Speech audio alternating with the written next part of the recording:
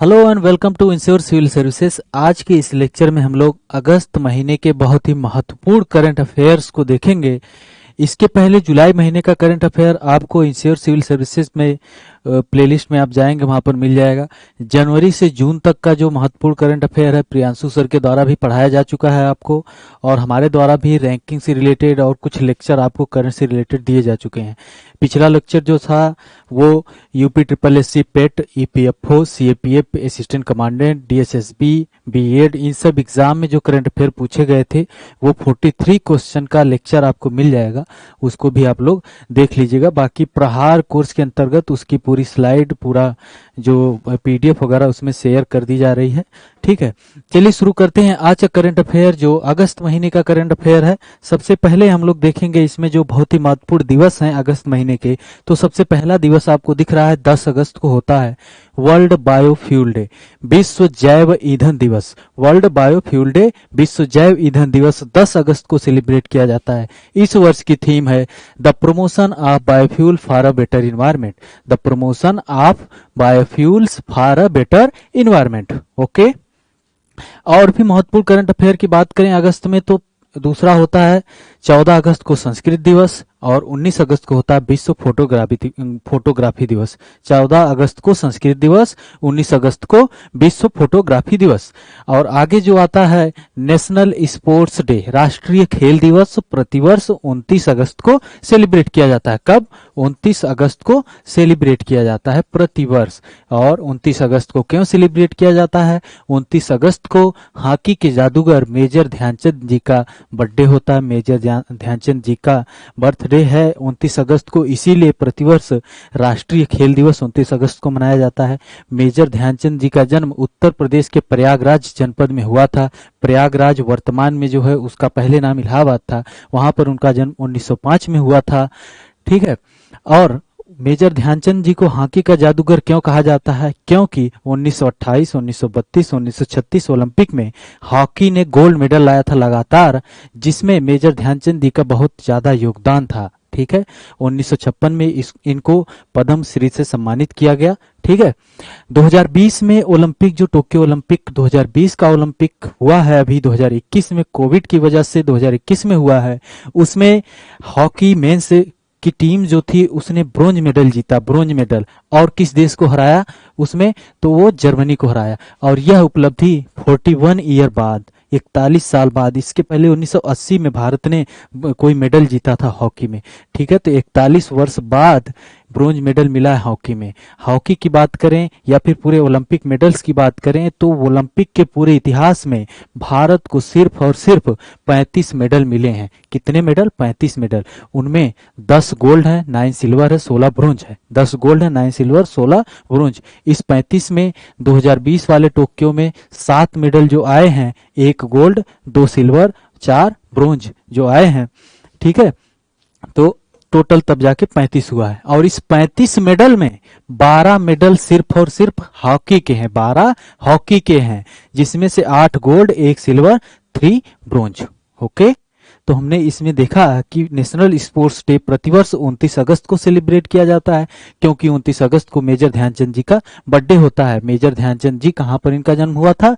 उत्तर प्रदेश के प्रयागराज जिले में हुआ था 29 अगस्त 1905 को। ओके, और इनको हॉकी का जादूगर इसलिए कहा जाता है क्योंकि 1928, 1932, 1936 में जब हॉकी इंडिया ने, हॉकी मेंस टीम ने मेडल जीता था, गोल्ड मेडल जीता था, तो इसमें इनका बहुत ज्यादा योगदान था। इस वर्ष भारत की टीम, मेंस इंडिया की टीम जो है, हॉकी मेंस इंडिया की टीम ने ब्रोंज मेडल जीता है जर्मनी को हरा के।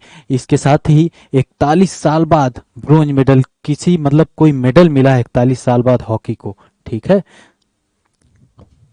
आगे चलते हैं। आगे करंट अफेयर में एक करंट में बुक है, उस बुक का नाम है अ Begum and a Rani. A Begum and a रानी। ठीक है, इस बुक को कौन लिखा है? अ Begum and a Rani, Hazrat Mahal and Lakshmibai in 1857। A Begum and a Rani, Hazrat Mahal and Lakshmibai in 1857। इसको लिखे हैं रुद्रांगसु मुखर्जी, रुद्रांगसु मुखर्जी, रुद्रांगसु मुखर्जी। एक बुक है a little book of encouragement, a little book of encouragement, a little book of encouragement book किसके द्वारा लिखी गई है, इसको आप लोग कमेंट करिएगा। ओके,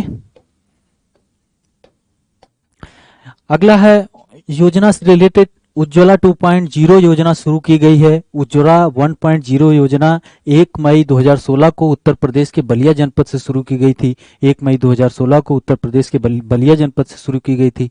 एलपीजी सिलेंडर से संबंधित यह योजना है। इसका 2.0 दूसरा वर्जन लाया गया है। कहाँ से शुरुआत हुई है, उत्तर प्रदेश के महोबा जिले से। यहाँ ये इंपॉर्टेंट हो सकता है उत्तर प्रदेश पीसीएस समीक्षा अधिकारी में कि इसकी शुरुआत कहाँ से शुरू की गई, तो उत्तर प्रदेश के महोबा जिले से। ठीक है, उज्ज्वला 2.0। और किस डेट को, 10 अगस्त 2021 को, 10 अगस्त को विश्व जैव ईंधन दिवस के अवसर पर इसकी शुरुआत की गई। पहल स्कीम की बात करें तो पहल स्कीम भी एलपीजी सिलेंडर से ही रिलेटेड है। पहल मतलब प्रत्यक्ष हस्तांतरित लाभ, डीबीटी, डायरेक्ट बेनिफिट ट्रांसफर। ठीक है, तो ये भी क्वेश्चन ईपीएफओ के एग्जाम में पूछा गया था कि पहल स्कीम किससे रिलेटेड है। ओके, तो उज्ज्वला योजना से ही रिलेटेड एक और योजना शुरू हुई थी, उसका नाम था उजाला योजना। उजाला, तो उजाला योजना किससे संबंधित थी, ये थी एलईडी बल्ब से रिलेटेड। एलईडी बल्ब से रिलेटेड उजाला योजना थी। एक और योजना ऐसे ही थी, उड़ान, उड़े देश का आम नागरिक, उड़े देश का आम नागरिक। ठीक है, तो उज्ज्वला योजना सिलेंडर से रिलेटेड, उजाला योजना एलईडी बल्ब से रिलेटेड, उड़ान योजना उड़े देश का आम नागरिक। ठीक है, पहल स्कीम भी एलपीजी सिलेंडर से रिलेटेड। आगे है, उत्तर प्रदेश के 2 बार मुख्यमंत्री रहे कल्याण सिंह जी का निधन हो गया। ये 89 ईयर ओल्ड थे, 89 साल के थे। 21 अगस्त को इनका निधन हो गया। उत्तर प्रदेश के ये 2 बार मुख्यमंत्री रहे और राजस्थान और हिमाचल प्रदेश के ये राज्यपाल भी थे। ओके, पद्मा सचदेवा, इनके बारे में देखते हैं। पद्मा सचदेवा जी यहाँ पर आपको दिख रही हैं। ये डोंगरी भाषा की पहली आधुनिक कवयित्री थी। डोंगरी भाषा की पहली आधुनिक कवयित्री थी, डोंगरी भाषा की थी। डोंगरी भाषा को 8वीं अनुसूची में, संविधान की 8वीं अनुसूची में, 8th शेड्यूल में रखने के लिए जो इनका आंदोलन था उसमें इनका बहुत ज्यादा योगदान रहा। इनका, पद्मा सचदेवा जी का 8वीं अनुसूची में बोडो, डोंगरी, मैथिली और संथाली भाषा को ऐड किया गया था। 92वां संविधान संशोधन 2003 में, 2003 में 92वां 92nd कॉन्स्टिट्यूशनल अमेंडमेंट 2003 में इसको ऐड किया गया था। 4 भाषाओं को, बोडो, डोंगरी, मैथिली और संथाली भाषा को। ठीक है, तो पद्मा सचदेवा जी की एक मेरी कविता मेरे गीत, मेरी कविता मेरे गीत, ये पूरा संग्रह था उनका। उसके लिए इन्हें साहित्य अकादमी पुरस्कार भी दिया गया था। हो सकता है स्टेटमेंट पूछे जा सकते हैं। इनको 2001 में पद्मश्री से भी सम्मानित किया गया, सिविलियन अवार्ड पद्मश्री से भी सम्मानित किया गया और 2015 में सरस्वती सम्मान भी इनको दिया गया था। ओके, इनका निधन हो चुका है। ठीक है, पद्मा सचदेवा जी का। आगे देखते हैं महत्वपूर्ण में, विग्रह, विग्रह तटरक्षक जलपोत है, यहाँ पे तटरक्षक जहाज है जिसको बनाया है Larsen and Toubro company, L&T company ने बनाया है। इसका नाम है विग्रह, विग्रह तटरक्षक जहाज, जिसको कोस्ट गार्ड को अब दिया जा चुका है। ठीक है, कोस्ट गार्ड को अब दिया जा चुका है। तो विग्रह तटरक्षक जहाज को बनाया है लार्सन एंड टाउब्रो कंपनी ने। ये क्वेश्चन यूपी ट्रिपल एस पेट में पूछा गया था कि सजग तटरक्षक जहाज, सजग सजग सजग तटरक्षक जहाज पेट में पूछा गया कि सजग तटरक्षक जहाज को कौन बनाया था। तो वहां पे ऑप्शन था, एक ऑप्शन था Goa shipyard limited, Goa shipyard limited ने उसको बनाया था। और इसको विग्रह को कौन बनाया है, लार्सन एंड टाउब्रो कंपनी ने, L&T कंपनी ने। ओके, आगे देखते हैं। आगे बहुत ही महत्वपूर्ण है, ये यहाँ पर 46 वेटलैंड्स जो रामसार साइट्स हो चुके हैं, रामसार लिस्ट में आ चुके हैं भारत के। अब टोटल हो चुके हैं 46, अभी ऐड किए गए हैं। 2 हरियाणा के हैं, 2 गुजरात के हैं। तो टोटल संख्या 46 हो चुकी है। जो वेटलैंड्स आर्द्र भूमि के जो क्षेत्र हैं, अब 46 रामसार साइट्स में हो चुके हैं। भारत में अब 46 हैं। क्वेश्चन बन सकते हैं। 2 हरियाणा के ऐड किए गए हैं, 2 गुजरात के जोड़े गए हैं। 2 हरियाणा कौन कौन से हैं, भिंडावास वाइल्ड लाइफ सेंचुरी और सुल्तानपुर, भिंडावास और सुल्तानपुर ये हरियाणा के हैं। गुजरात के 2 हैं, थोल झील और बर्धवाना वेटलैंड, थोल झील और बर्धवाना वेटलैंड को ऐड किया गया है। तो पूछा भी जा सकता है कि थोल झील कहाँ पर है या बर्धवाना वेटलैंड कहाँ पर है, ये क्वेश्चन भी बन सकता है। ठीक है, 2 फरवरी 1971 को ईरान का एक शहर है, उसका नाम है रामसार, एक जगह है, सिटी है रामसार उसका नाम है, उसी के नाम पे इसको रामसार कन्वेंशन कहा गया। 2 फरवरी को ये हुआ था 1971 में, इसलिए प्रतिवर्ष 2 फरवरी को वर्ल्ड वेटलैंड डे सेलिब्रेट किया जाता है। 2021 की थीम है wetlands and water, wetlands and water 2021 की थीम है। ओके, और सबसे ज्यादा वेटलैंड्स की बात करें, वेटलैंड सबसे ज्यादा कौन से राज्य में है, तो उत्तर प्रदेश में सबसे ज्यादा वेटलैंड्स हैं।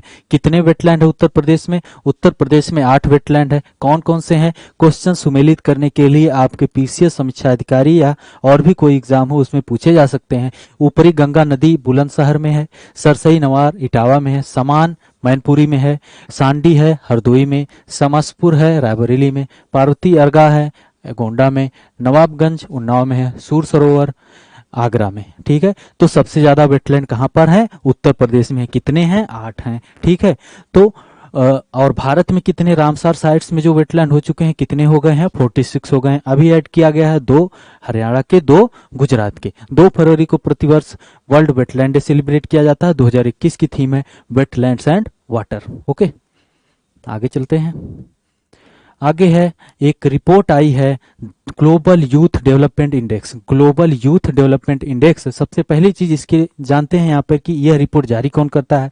तो इस रिपोर्ट को जारी करता है कॉमनवेल्थ सेक्रेटेरिएट, कॉमनवेल्थ सचिवालय के द्वारा यह रिपोर्ट जारी की जाती है, ग्लोबल यूथ डेवलपमेंट इंडेक्स। इस वर्ष भारत को 122वें स्थान पर रखा गया है 181 देश में, 122वें स्थान पर है 181 देश में। याद रहे यह 2020 की रिपोर्ट है, 2021 में जारी हुई है। भारत को 122वें स्थान पर रखा गया है 181 देशों में। पहले नंबर पे जो देश है उसका नाम है सिंगापुर, दूसरे नंबर पे है स्लोवानिया। पहले पे है सिंगापुर, दूसरे पे है स्लोवानिया। ओके, 181वें नंबर पे है चाड देश। आपके लिए एक क्वेश्चन है, चाड देश की राजधानी क्या है? दूसरा क्वेश्चन है कि चाड एक झील है, चाड लेक है, चाड लेक कौन कौन से देशों के साथ सीमा साझा करती है? चाड लेक कौन कौन से देशों के साथ सीमा साझा करती है? इसको आप लोग कमेंट करिएगा। ओके, आगे देखते हैं। हाँ, अभी जल्दी ही अगस्त महीने में 9 जजों का अपॉइंटमेंट हुआ है। 9 जज अपॉइंट किए गए हैं सुप्रीम कोर्ट में, 9 जज अपॉइंट किए गए हैं सुप्रीम कोर्ट में। संविधान के अनुच्छेद 124 के तहत 9 जज अपॉइंट किए गए हैं। 124 आर्टिकल 124 अनुच्छेद के तहत 124 से 147 तक का जो आर्टिकल है वो अनुच्छेद जो है वो सुप्रीम कोर्ट से रिलेटेड है, सर्वोच्च न्यायालय से रिलेटेड है। ठीक है, तो 9 जज, ये एक तरह से रिकॉर्ड बना है, एक रिकॉर्ड बना है कि एक साथ इतने जजों का अपॉइंटमेंट हुआ है। 9 जज जब अपॉइंट हो गए तो टोटल 32 + 1 जज हो चुके हैं इस समय, लेकिन अभी भी एक वैकेंसी है। टोटल जज कितना है? 33 + 1 है ना, +1 का मतलब एक सीजीआई होते हैं, लेकिन अभी इस समय प्रेजेंट में 32 जज हैं और एक चीफ जस्टिस ऑफ इंडिया, यानी अब टोटल सीजेआई को लेके कितने हो गए हैं? 33 हो गए हैं। और अभी एक वैकेंसी और है, एक सीट अभी खाली है, एक जज और अपॉइंट किए जा सकते हैं। ठीक है, मैक्सिमम संख्या कितनी हो सकती है? 33 + 1। ओके, तो अभी सीजेआई को लेके कितने हो गए हैं? 33। ओके, इस बार जो 9 जज अपॉइंट किए गए हैं उनमें 9 जजों में 3 महिलाएं हैं। कौन कौन लोग हैं? हेमा कोहली हैं, बेला एम त्रिवेदी हैं, बीवी नागरत्ना है। बीवी नागरत्ना हो सकता है आगे आने वाले समय में पहली महिला चीफ जस्टिस ऑफ इंडिया हो जाए। ठीक है, पहली महिला हो सकती हैं जो भारत की मुख्य न्यायाधीश बन सकती हैं, सीजेआई बन सकती हैं जो आने वाले समय में। ठीक है, अगर बात करें हम कि सबसे पहली सुप्रीम कोर्ट की सबसे पहली जज कौन थी, तो फातिमा बीवी, यम फातिमा बीवी थी। 1989 में, 1989 में ये अपॉइंट की गई थी यम फातिमा बीवी। ओके, और बात करें अगर कि स्वतंत्र भारत के पहले सीजेआई, स्वतंत्र भारत के पहले चीफ जस्टिस ऑफ इंडिया कौन थे, तो वो थे एच.जे. कानिया। और ब्रिटिश भारत की बात करते हैं तो वो थे एलिजा हिम्पे। 2020 पीसीएस के पेपर में क्वेश्चन पूछा जा चुका है। ओके, तो हमने अभी क्या देखा, हमने देखा है कि 9 जजों का अपॉइंटमेंट हुआ है। 9 जज जब अपॉइंट किए गए तब जाके जजों की संख्या सुप्रीम कोर्ट में हो गई 33, इंक्लूडिंग सीजेआई, सीजेआई को लेके। सीजेआई से रिलेटेड एक और आपसे क्वेश्चन पूछते हैं कि इस समय जो सीजेआई हैं वो कौन से नंबर के हैं, क्या वो 44 हैं, 45, 46, 48, कौन से नंबर के हैं, इसको आप लोग कमेंट करिएगा। तो हमने देखा कि 9 जज अपॉइंट किए गए हैं, इनमें 3 महिला जज हैं। 3 महिला जज में कौन कौन लोग हैं, एक है हिमा कोहली, दूसरी बेला एम त्रिवेदी, तीसरी है बीवी नागरत्ना। ठीक है, पहली महिला जज कौन बनी थी सुप्रीम कोर्ट की, कौन थी, वो थी फातिमा बीबी थी, एम फातिमा बीबी 1989 में अपॉइंट की गई थी। ठीक है, और टोटल महिला जजों की बात करें कि सुप्रीम कोर्ट में अब तक कितनी महिला जजें अपॉइंट की जा चुकी हैं, तो ये 3 लोगों को ऐड करके अगर हम देखते हैं तो टोटल 11 ही महिला जज अभी तक सुप्रीम कोर्ट में अपॉइंट की गई। अभी तक 11, इन लोगों को लेके 11 हुई हैं। ठीक है, पहले चीफ जस्टिस ऑफ इंडिया कौन थे भारत के, तो एच जे कानिया थे सुप्रीम कोर्ट के। ठीक है, एच जे कानिया थे। और ब्रिटिश भारत की बात करते हैं तो एलिजा हेम्पे थे। ओके, आगे चलते हैं। अगला है सप्लीमेंट्री बजट। उत्तर प्रदेश सरकार सप्लीमेंट्री बजट, एक अनुपूरक बजट लेके आई है। कितना इसका आकार है, 7,301.52 करोड़ रुपए का यह अनुपूरक बजट है। सप्लीमेंट्री बजट है, बजट के बाद बजट है। इसके पहले जो बजट पास हुआ था उसका आकार था 5,50,270.78 करोड़ रुपए। इसका ये जो बजट है 1.33% ही है, 7,301 करोड़ 301.52 करोड़ है। यह इसमें बताया गया है कि ये जो बजट पास किया गया है अभी अनुपूरक बजट, इसको बताया गया कि इसमें 3,000 करोड़ रुपए यूथ एम्प्लॉयमेंट के लिए, युवा रोजगार के लिए इसमें काम किया जाएगा। और उत्तर प्रदेश के फाइनेंस मिनिस्टर, वित्त मंत्री कौन है, सुरेश खन्ना जी हैं, यहां पर आपको दिख रहे हैं। ठीक है, तो अनुपूरक बजट आपके लिए क्वेश्चन है कि क्या संविधान में अनुपूरक बजट से रिलेटेड कोई अनुच्छेद है, क्या संविधान में अनुपूरक बजट से रिलेटेड, सप्लीमेंट्री बजट से रिलेटेड कोई अनुच्छेद है, अगर है या नहीं भी है तो उसके बारे में आप लोग कमेंट करिएगा। ठीक है, आगे देखते हैं। आगे है, कैबिनेट ने डिसीजन लिया है, उत्तर प्रदेश की कैबिनेट ने, कि एडॉप्ट हेरिटेज स्कीम से रिलेटेड। इसमें है कि अपनी धरोहर अपनी पहचान, एडॉप्ट हेरिटेज पॉलिसी में अपनी धरोहर अपनी पहचान एक स्कीम है, जिसमें कहा गया है कि इस नीति के तहत संरक्षित स्मारकों, पुरास्थलों को विकसित करने के लिए निजी क्षेत्र के उद्यमियों को स्मारक मित्र बनाया जाना प्रस्तावित है। इसमें मतलब निजी क्षेत्र के उद्यमी और सरकार के साथ मिलकर उसका विकास किया जाएगा, उसका रख रखाव सही तरीके से किया जाएगा। जो स्मारक हैं, अभी 11 स्मारक का चयन किया जा चुका है उत्तर प्रदेश में। ओके, आगे। हाँ, काकोरी कांड का नाम परिवर्तित करके इसका नाम रख दिया गया है Kakori train action. Kakori train action कब हुआ था, तो 9 अगस्त 1925 को हुआ था, 9 अगस्त 1925 को हुआ था। ठीक है, कौन सी ट्रेन थी, 8 डाउन ट्रेन थी, जिसमें इससे संबंधित लोग जो थे उनमें बहुत लोगों को जेल में डाल दिया गया, बहुत लोगों को आजीवन कारावास दे दिया गया। उनमें से 4 लोग थे, राम प्रसाद बिस्मिल जी, जिनको गोरखपुर में फांसी दे दी गई। उसके बाद थे अशफाकुल्ला खान, इनको वर्तमान अयोध्या, पहले फैजाबाद था, वहां पर फांसी दे दी गई। रोशन सिंह को नैनी, प्रयागराज, इलाहाबाद में फांसी दे दी गई थी। और राजेंद्र लाहिड़ी को गोंडा में फांसी दी गई थी। इसको याद रखने के लिए RAR² कर सकते हैं, RAR²। आर से हो जाएंगे रोशन सिंह, ए से अशफाकुल्ला खान, आर से राम प्रसाद बिस्मिल, अशफाकुल्ला खान, राजेंद्र लाहिड़ी, रोशन सिंह। ओके, तो ये 4 लोगों को वहां पर फांसी दी गई थी। ये महत्वपूर्ण है आपके लिए। यह हुआ था कब, 9 अगस्त 1925 को। काकोरी कहां पर है, लखनऊ के पास ही एक जगह है, मलिहाबाद के पास ही आपको मिलेगा। ठीक है, आगे चलते हैं। हाँ, कुछ एक्सरसाइज हुई हैं जो महत्वपूर्ण एक्सरसाइज हैं, तो उसको देखते हैं। यहां से नाम से ही दिख रहा होगा आपको कि 5वां काजिंद एक्सरसाइज 2021 इंडिया और कजाकिस्तान के बीच होती है। 5वीं काजिंद एक्सरसाइज हुई है फारस की खाड़ी में, इंडिया और कजाकिस्तान के बीच में हुई है, कजाकिस्तान में ही जाके हुई है यह। ठीक है, यह मिलिट्री एक्सरसाइज है, थल सेना की एक्सरसाइज है। तो काजिंद एक्सरसाइज भारत और कजाकिस्तान के बीच होती है। किसके बीच, भारत और कजाकिस्तान के बीच में। काजिंद कजाकिस्तान यहां से आपको दिख रहा है काजिंद। काजिन इंडिया और Kazakhstan, KAZ Kazakhstan, IND India. तो याद रहे भारत और कजाकिस्तान के बीच में हुई कहाँ है, ये कजाकिस्तान में ही हुई है इस बार। जैर अल बहर, अगली एक्सरसाइज है जैर अल बहर। जैर अल बहर भारत और कतर के बीच में, भारत और कतर के बीच में एक्सरसाइज होती है, नवल एक्सरसाइज है, नौसेना की एक्सरसाइज है भारत और कतर के बीच। जैर अल बहर एक्सरसाइज, जैर अल बहर। कतर यहाँ पर आपको दिख रहा होगा मैप में, हाँ कतर, कतर की राजधानी है दोहा, ठीक है। फारस की खाड़ी में कौन कौन से देश आते हैं, यहाँ आपको ऊपर दिख रहा है ईरान, और इधर आपको दिख रहा है UAE, और यहाँ पर आपको दोहा दिख रहा है, ये कतर दिख रहा है, यहाँ पर बहरीन दिख रहा है, इधर कुवैत दिख रहा है, यहाँ इराक भी लगता है पर्सियन गल्फ में, और यहाँ सऊदी अरेबिया भी है, सऊदी अरेबिया भी यहाँ पर है। तो काजिंद एक्सरसाइज भारत और कजाकिस्तान के बीच हुई, और जैर अल बहर एक्सरसाइज भारत और कतर के बीच हुई। ओके, अगली एक्सरसाइज है अल महाद अल हिंदी। अल महाद अल हिंदी, अल महाद अल हिंदी एक्सरसाइज किसके किसके बीच में हुई है, तो यह नवल एक्सरसाइज है, यह नौसेना की एक्सरसाइज है।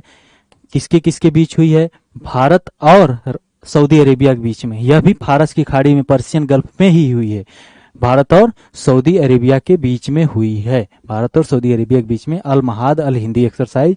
इसमें भारत का विध्वंसक पोत INS कोच्चि शामिल हुआ था, INS कोच्चि इसमें शामिल हुआ था, ठीक है। अगला देखते हैं, अगला है ऑपरेशन देवी शक्ति। ऑपरेशन देवी शक्ति जो अफगानिस्तान में आपको पता ही है तालिबान का कब्जा हो चुका है, तो वहां पर जो लोग भारतीय जो लोग थे वहां पर फंसे हुए थे, तो ऑपरेशन देवी शक्ति शुरू किया गया, और वहां पर भारतीय जो लोग थे वो जो लोग फंसे थे उनको वापस अपने देश लाया गया। तो ऑपरेशन देवी शक्ति इसी से रिलेटेड था। तो ये बहुत ही महत्वपूर्ण करंट अफेयर्स थे जो आपके अगस्त महीने के थे, ठीक है। तो आगे ओलंपिक हो गया, पैरा ओलंपिक हो गया, इसका current affair Priyanshu Dubey sir के द्वारा बहुत अच्छे तरीके से बनाया गया है। जो महत्वपूर्ण करंट अफेयर है ओलंपिक पैरा ओलंपिक से, वैसे तो आपको देखेंगे तो यूट्यूब वगैरह पे बहुत लोगों के करंट अफेयर्स दिए जा चुके हैं ओलंपिक पैरा ओलंपिक से रिलेटेड, लेकिन सर के द्वारा बहुत ही अच्छे तरीके से बनाया गया, सर खुद ही उसका लेक्चर लेंगे, ठीक है। ओके।